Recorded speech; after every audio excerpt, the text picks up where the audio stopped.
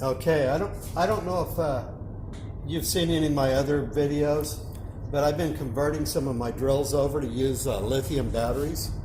Uh, this is one of the first conversions I think I did. This is actually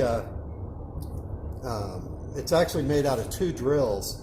A friend of mine gave me a 12 volt Bosch, and I had a 12 volt Black & Decker that I wore out. The Black & Decker I had is similar to the old NiCad DeWalt drills.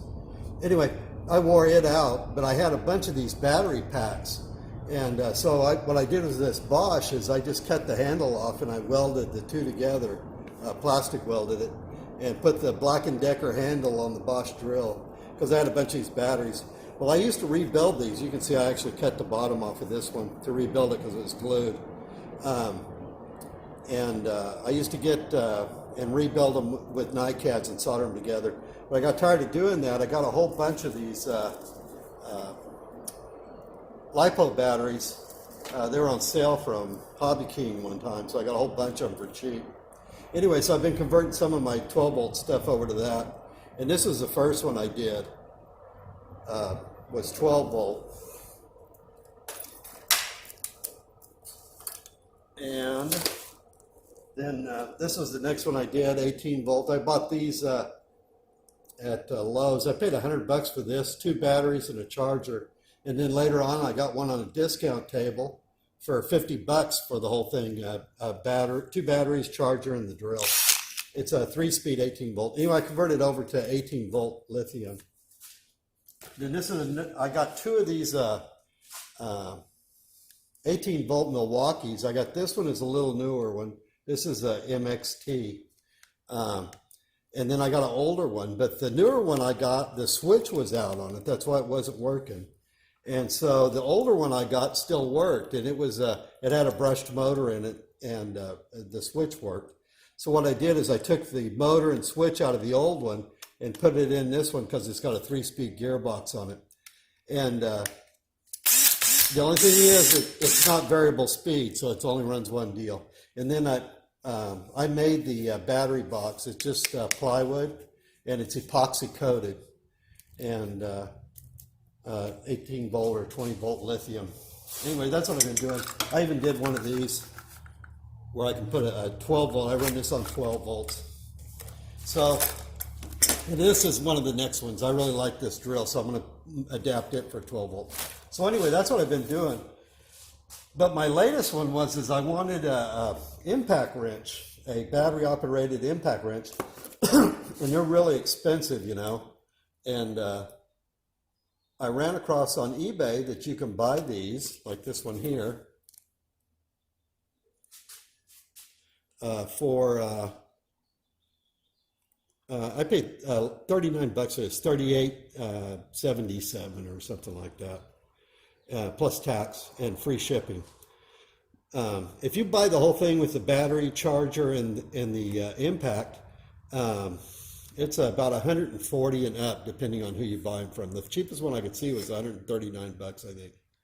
So anyway, I bought that, and I was going to adapt it. I started to mess with it, but it's a brushless motor, and the problem is they don't have the driver board in the drill. The driver board is in the battery pack, I guess.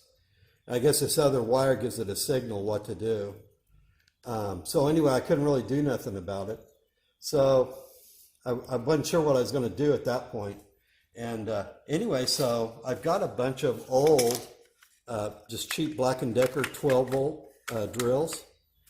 This is the old one I had when I was building my sailboat. I got epoxy all over it, so it's real ugly looking. Anyway, so I tore it apart.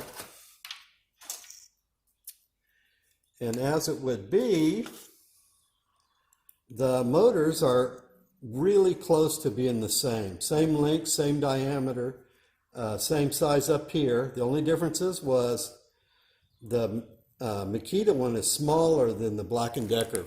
This I don't know what size this is. This is just it's a metric size. It's about what 510 thousandths or 508 thousandths, something like that. So I just I knew I could get that to work. This gear was pressed onto this shaft, and so what I had to do is heat up the gear so I could get the gear off. And then I had to shorten this shaft slightly. The shaft was the right diameter. It was a D shaft, you know, but I shortened it and it fit on there, and it turned straight and stuff, so it seems fine. And this works, so this motor and the switch. And I had to do a little bit of relieving to get it in here, grinding it out around here. It all fits good in here. I had to grind that out a little bit. It's got this FET on here, the power supply. I guess it can cut out when it gets, the voltage gets too low, or probably, or maybe it may have a heat overload too. I don't see any heat sensor. Probably when the battery gets too low, this probably cuts out. That's a reason for the FET. Or maybe it's so it doesn't have to arc inside the switch. But anyway, that's been adapted.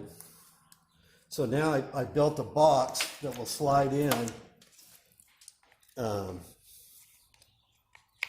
This will actually slide in, and then this will plug in the back with the plug like that.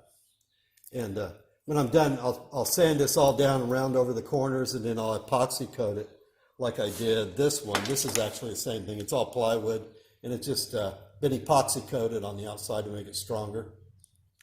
So, and it works pretty good. So anyway, tomorrow I'll probably finish most of this up. I'll get it sanded down and epoxied. But it had me worried for a while. I didn't know if I'd wasted my 40 bucks on it or not, you know.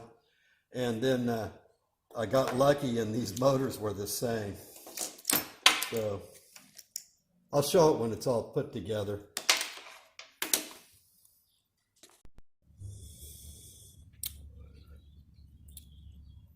I cut off the, I don't know if you can see that or not. I cut off the part where the forward reverse engages. It's kind of hard to see because it's black. Anyway, I cut that little nub off, little round nub off. I just painted this, and then I epoxied it, JB Weld to the top. I had to cut this one off and shorten it a little bit right here. And then I took my Dremel tool and kind of made a V so the two are locked together, and then JB welded it. And then this will lock over there now and do forward reverse.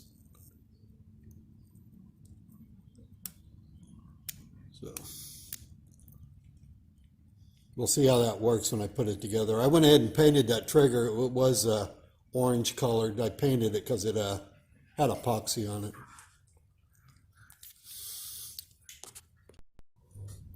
Okay, well, I got it all put together. That's the finished deal. I had to sand the switch down and sand out in there to get it to work good. But I was going to test it out. I torqued this bolt down to 150 pounds. That's how much this torque wrench goes up to.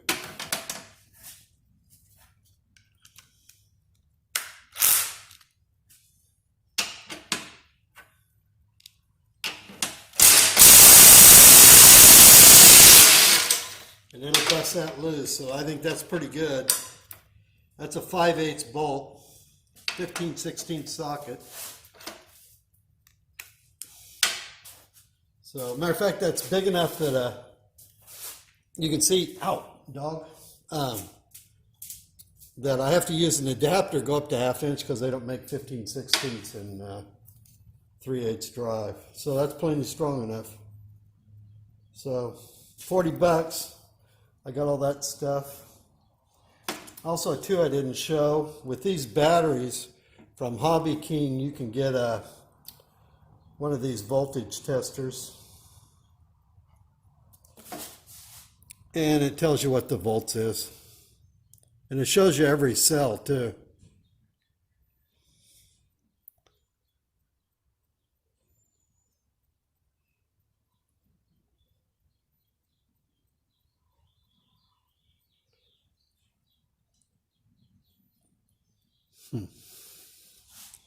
So That's a handy deal.